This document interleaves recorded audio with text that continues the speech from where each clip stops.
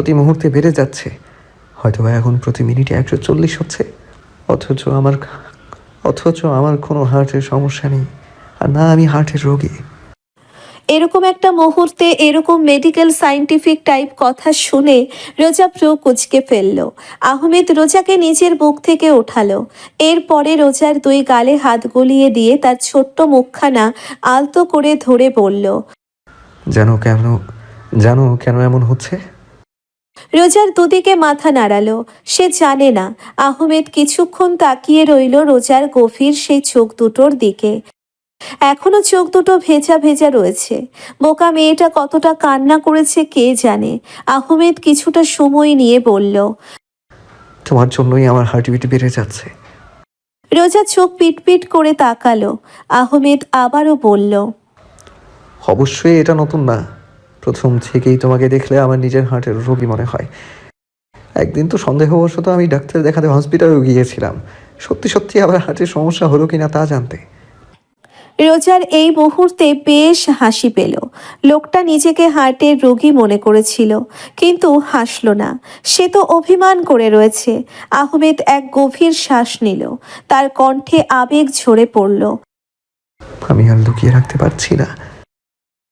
রোজা আবারও টলমল চোখে তাকালো আহমেদের দিকে। আহমেদ আরো বেশি শক্ত করে ধরল রোজার মুখখানা। এরপর একটা বড় শ্বাস নিয়ে বলে উঠল, আমি তোমায় ভালোবাসি রোজা, খুব ভালোবাসি তোমায়। রোজা প্রতিক্রিয়া দিতে ভুলে গেল। শুধু তার মস্তিষ্কের নিউরনে এখনো বাড়ি খাচ্ছে আহমেদের এই ন্যানো সেকেন্ড আগে বলা কথাটা। আবারও কথাটা শুনতে ইচ্ছে হলো তার। সে ভুল শুনল নাকি? রোজা অস্পষ্ট সুরে বলল, আবার বলুন। আহমেদ যেন বাধ্য ছেলে আজ। কোনো তাড়া নেই। তার প্রিয়তমা তাকে যতবার বলতে বলবে সে ততবারই বলবে। রোজার আরেকটু কাছে এগিয়ে গেল আহমেদ। আর 3-4 সেন্টিমিটার এগোলেই রোজার অধরের সাথে তার অধর মিলে যেতে পারবে। আহমেদকে এতটা কাছ থেকে দেখেও রোজা চোখের পলক ফেলল না। এই মুহূর্তে লজ্জাও পেল না। তাকিয়ে রইল সেই ধারালো তীরের মতো চোখ দুটোর দিকে।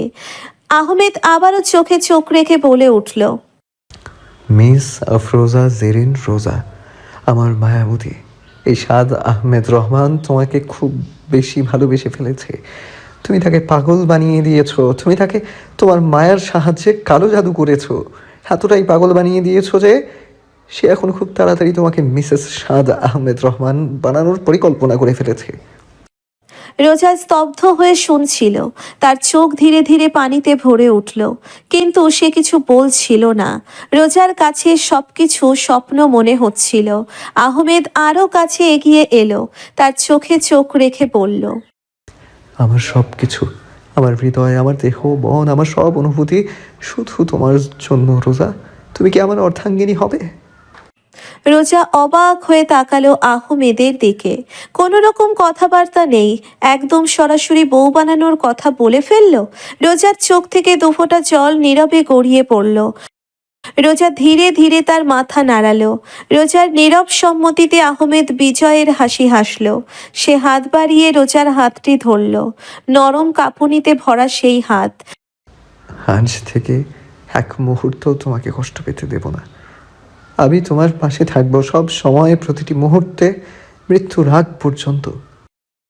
কিছু সময় নিয়ে আহমেদ আবার বলে উঠল, তুমি কি আমায় ভালোবাসো না? রোজার যেন মনে মনে খুব রাগ হলো।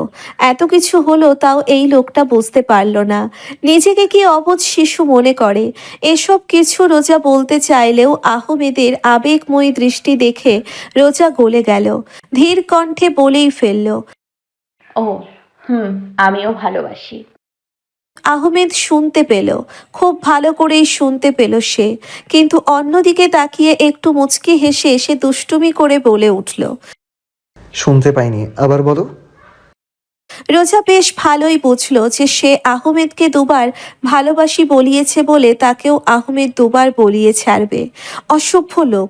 রোজা এবার একটু জোরে বলে উঠল, আমিও ভালোবাসি। আহমেদ চোখ বড় করে বলল, সে কি বলে? কি এই মেয়ে? সত্যি নাকি? আমি তো জানতামই না। একসাথে হেসে উঠল দুজনে। আহমেদ রোজার হাত ধরে তাকে টেনে নিয়ে জড়িয়ে ধরল। খুব আবেশে রোজার ঘাড়ে মুখ ডুবিয়ে তার চুলের ঘ্রাণ নিতে থাকলো। রোজার চোখে মেঘ কেটে যেন এক নতুন আলো ফুটে উঠল। এত দিনের চেপে রাখা ভালোবাসা, অব্যক্ত যন্ত্রণা যেন সেই মুহূর্তে ধুয়ে মুছে গেল। আহমেদের পিঠ চেপে ধরে যথাসম্ভব তাকে আগলে রাখল। আহমেদ তার মুখের দিকে তাকিয়ে মৃদু হাসল, আর রোজার ঠোঁটেও ধীরে ধীরে হাসির আভা ফুটে উঠল। আহমেদ খুব আদুরে কণ্ঠে বলল, জানো রোজা, তোমার চোখে আমি সেই গভীরতা খুঁজে পাই যেখানে আমি নিজেকে খুঁজে নিতে পারি। তুমি আমার শান্তি, আমার কষ্টের অবসান, আর আমার প্রতিটি খুশির কারণ। তুমি আমার শ্বাসের প্রতিটি ছন্দ, আমার হৃদয়ের প্রতিটি শব্দ। তোমায় ভালোবাসা মানে প্রতিটি দিন নতুন করে বেঁচে থাকা। বলেই আহমেদ রোজার কপালে দীর্ঘ সময় নিয়ে একটা চুমু খেলো। রোজা আবেশে চোখ দুটো বন্ধ করে ফেলল। এরকম ছোঁয়া প্রতি ক্ষণে পেলে মন্দ হতো না। আহমেদ তার বুড়ো আঙ্গুল দিয়ে আলতো করে রোজার ঠোঁটে স্লাইড করতে করতে বলল, আজ প্রথম ভালোবাসার পরশটা তোমার কপালেই দিলাম। তবে মনে রেখো, ভবিষ্যতে এই পরশ শুধু কপালে সীমাবদ্ধ থাকবে না। বিয়ের পর ঠিক এই ঠোঁটেই আবার অমর চিহ্ন আঁকবো, ভালোবাসার সত্যিকার স্পর্শে।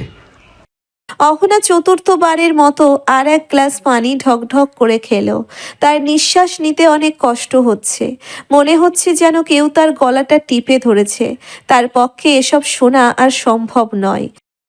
এগুলো রীতিমতো তার অসম্ভব রূপকথার রোম্যান্টিক কাহিনী মনে হচ্ছে, যা শুধুমাত্র গল্পেই সম্ভব।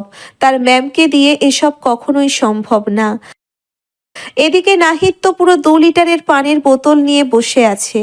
যে কোনো মুহূর্তে তার আবারও গলা শুকিয়ে কাঠ হয়ে যেতে পারে। একটু আগে সে 1 লিটারের বোতল এনেছিল পানি খাওয়ার জন্য। সেই পানি দিয়ে সে কুলাতে পারেনি দেখে 2 লিটারের বোতল নিয়ে বসে রয়েছে এখন। নোরা তো রীতিমতো একটু আগে পপকর্নের প্যাকেট এনে বসে বসে খাচ্ছে আর গল্প শুনছে। তার কাছে মোটেই এগুলো বিস্ময়কর মনে হচ্ছে না। হবে নাই বা কেন? সে তো আর রোজাকে বেশি দিন দেখেনি। শুধুমাত্র কদিন রোজার কঠিন ব্যক্তিত্ব, রাগী চেহারা দেখেছে। এজন্য এসব গল্প তার কাছে তেমন অদ্ভুত ঠেকছে না। সে মনের সুখেতে পপকর্ন চিবোতে চিবোতে রাজিয়া রহমানের মুখের দিকে তাকিয়ে গল্প শুনছে। রিয়াদ তখন থেকেই তবদা খেয়ে বসে আছে। এগুলো কি শুনল সে? যেন তাকেও কোনো রূপকথার গল্প শোনানো হচ্ছে।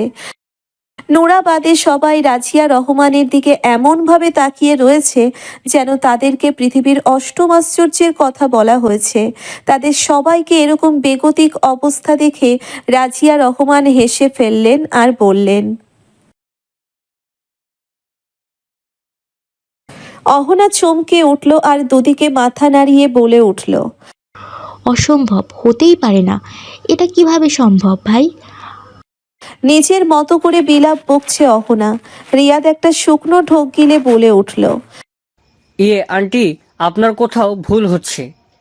আমরা তো আপনার কাছে ম্যাম এবং স্যারের অতীতের গল্প শুনতে চেয়েছি। আপনি কাদের গল্প শোনাচ্ছেন আমাদেরকে? রাজিয়া রহমান ফিক করে হেসে ফেললেন। তিনি ভালোই টের পেলেন দুজন মানুষের এরকম ভিন্ন অচেনা অতীত তাদের সবাইকে চমকে দিচ্ছে। তিনি হেসে বললেন,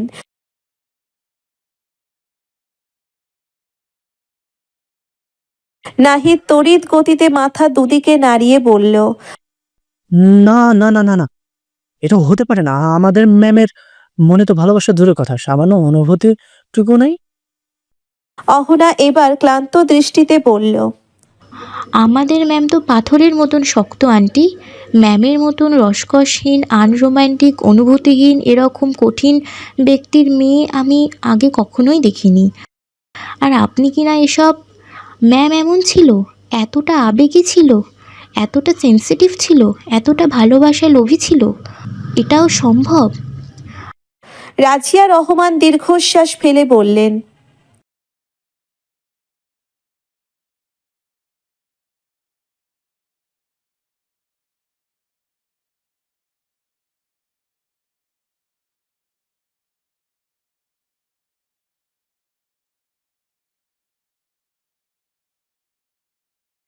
সবাই উৎসুক হয়ে তাকিয়ে রয়েছে রাজিয়া রহমানের দিকে। রাজিয়া রহমান আবারও বলে উঠলেন,